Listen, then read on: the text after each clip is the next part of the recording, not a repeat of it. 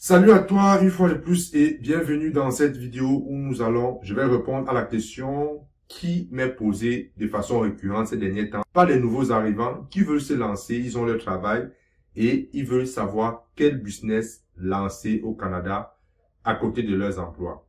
Je vais vous donner mon avis là-dessus, je vais vous donner des idées de business que vous allez lancer, mais également je vais partager avec vous ce que moi j'ai fait lorsque j'étais dans votre situation. Certains ont marché, d'autres n'ont pas marché. C'est ce que nous allons voir dans cette vidéo.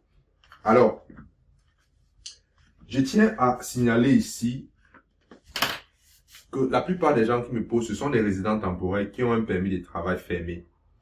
Je sais que c'est difficile dans votre situation.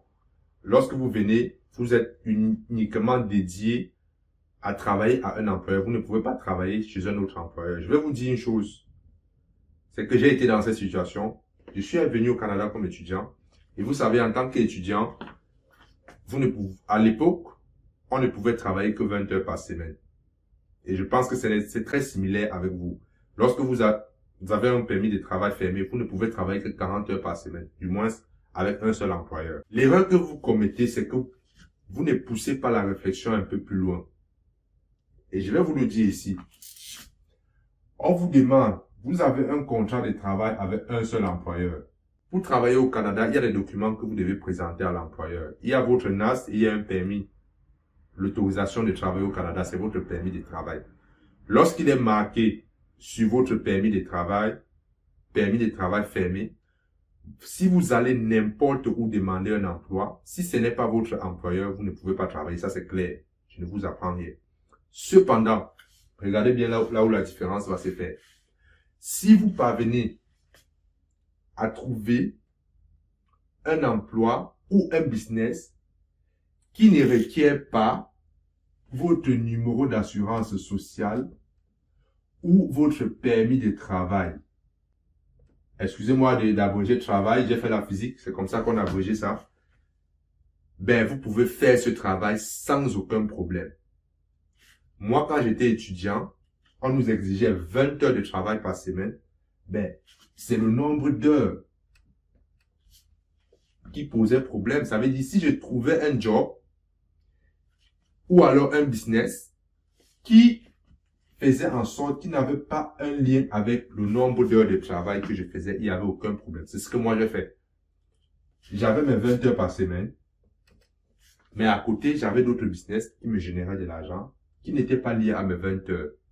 C'est la même approche que vous devez avoir lorsque vous avez un permis de travail fermé.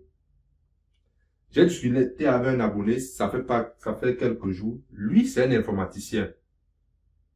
Ben, j'ai dit, toi, tu t'inquiètes pour rien. Propose tes services à des personnes, à des individus qui ont besoin. Va sur Internet, va sur des sites comme Upwork, Fiverr, tu offres tes services. Sur ces sites Internet-là, les gens ont besoin du résultat. Les gens ne veulent pas savoir si tu as une NAS, si tu as un permis de travail, les gens ne veulent pas savoir. Offrez vos services.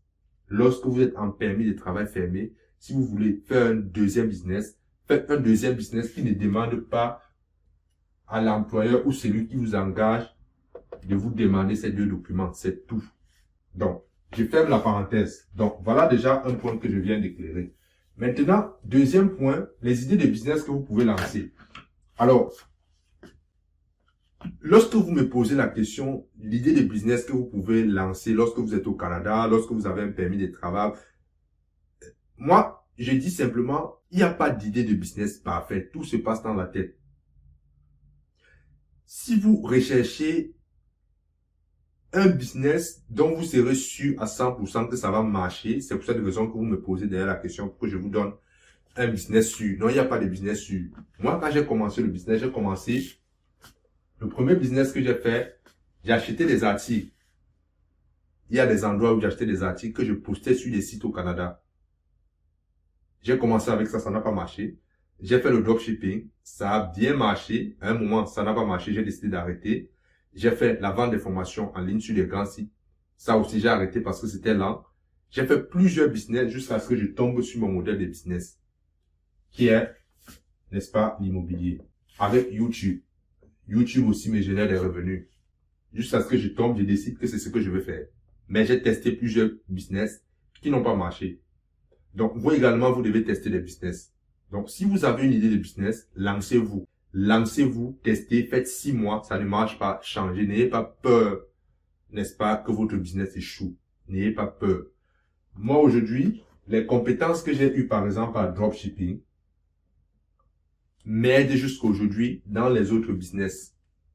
En immobilier, les compétences que j'ai développées en dropshipping m'aident en immobilier, m'aident sur YouTube.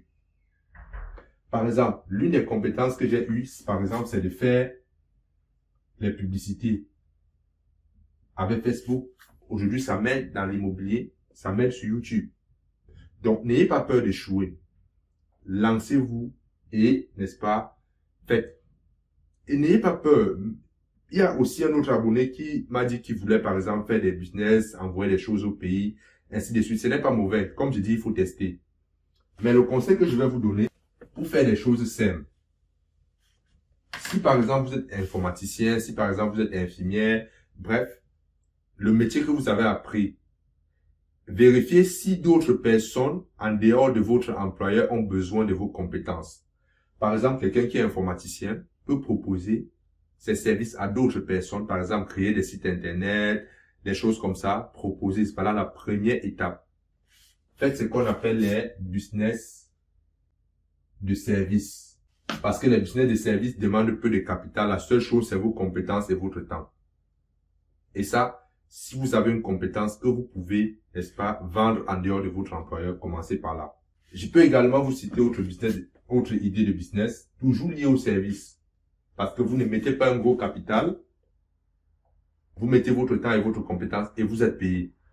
Vous pouvez par exemple faire le montage vidéo. Vous pouvez par exemple faire des miniatures, c'est-à-dire les miniatures. Ça, c'est un business. J'ai vu des gens, je vois des jeunes en Afrique qui font des miniatures pour les youtubeurs. Ils sont payés 5 $ par miniature. Pour les gens qui vivent en Afrique. Vous êtes au Canada, vous avez tout, vous pouvez faire ça. Vous êtes informaticien, vous pouvez, n'est-ce pas, créer des sites, créer des tunnels de vente. OK? Allez par exemple sur Upwork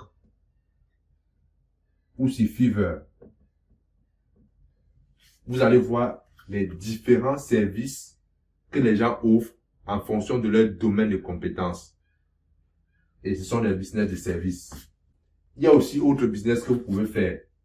Si vous êtes prêt à investir dans vous, dans vos compétences, ce que je recommande au Canada.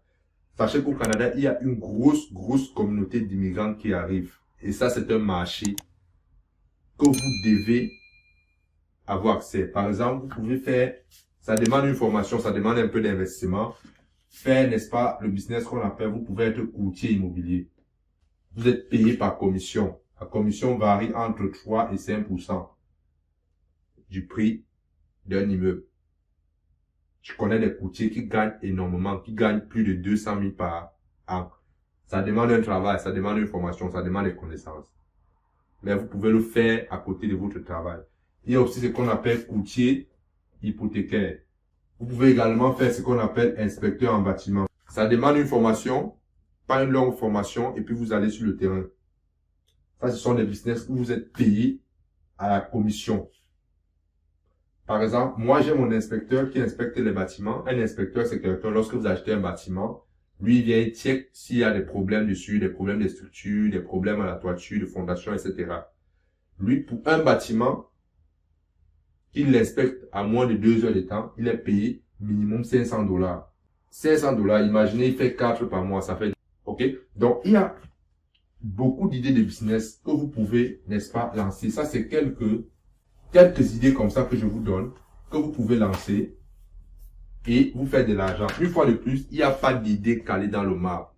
Ne cherchez pas l'idée parfaite, l'idée qui sera sûre à 100%.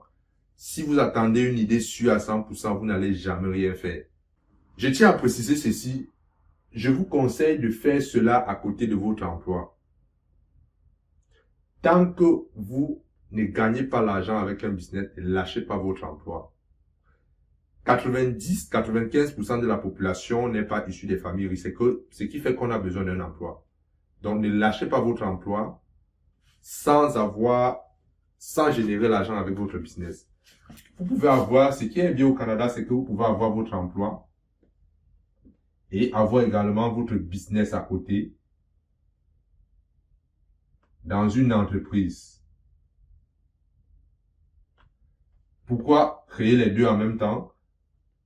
Parce que vous aurez les avantages d'une entreprise et vous aurez les avantages d'un emploi.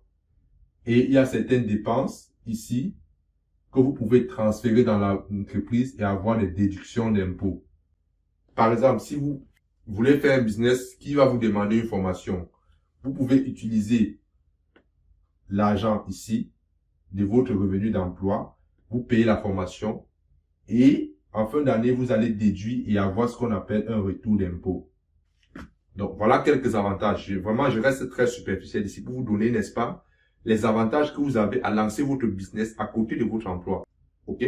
Donc, je vais revenir un peu sur les idées de business. Il y a aussi, je vois aussi des personnes qui savent coiffer, les femmes qui savent coiffer, même les hommes.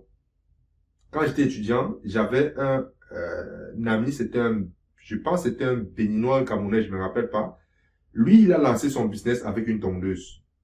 Il coiffait les gens chez lui, 20-25 $ à la maison. Et chaque semaine, il se faisait à peu près 200 $. Fallait un business. Il y a aussi ce qu'on appelle le déneigement ici. Vous sollicitez les gens dans votre secteur, vous achetez une machine, ça ne coûte pas, avec 1000 $, vous vous lancez. Et je rappelle que vous, en saison d'hiver, pour 6 mois, vous pouvez charger une maison à 600 $. J'ai dit une seule maison, 600 $ pour l'hiver. OK? 600 $ l'hiver pour déneiger. Voilà autant de business que vous pouvez lancer. Il n'y a pas d'idée magique.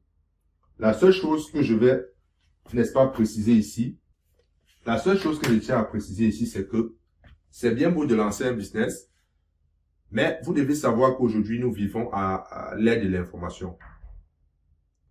Nous vivons à l'ère de l'information. Qu'est-ce que ça veut dire? Ça veut dire, peu importe le business que vous devez lancer, vous devez avoir les informations liées à ce business. Vous devez avoir les informations liées à ce business. À l'aide de l'information, c'est celui qui détient la bonne information qui aura l'avantage sur les autres personnes, qui veut juste se lancer sans, n'est-ce pas, avoir l'information. Nous ne sommes plus à l'époque où pour lancer un business, on avait besoin des grosses machines et autres. Non. Aujourd'hui, si vous avez l'information, vous savez ce que vous voulez, vous avez la bonne information, bien vous pouvez, n'est-ce pas, gagner votre argent.